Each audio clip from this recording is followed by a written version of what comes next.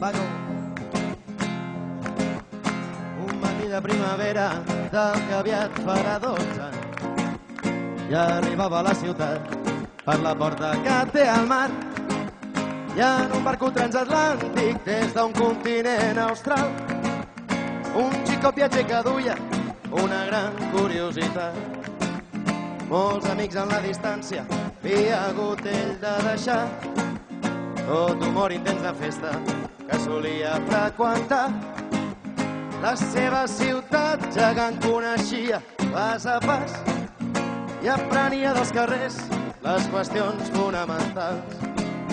I un ambient cosmopolita i d'una gran activitat. Va sorprendre gratament aquell noi a l'arribar. Quasi 30 anys captiva no havia pogut canviar, però l'enèrgica ciutat ja començava a despertar.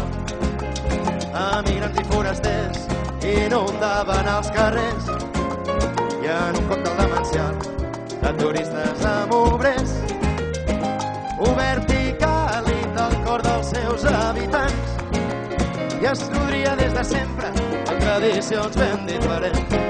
Hi ha gitanos i jueus, valencians i portuguesos, andalusos, argelins, mallorquins i aragonesos, i unes rambles que van plenes de fecund d'humanitat, un oasi de tolerància impossible d'amagar.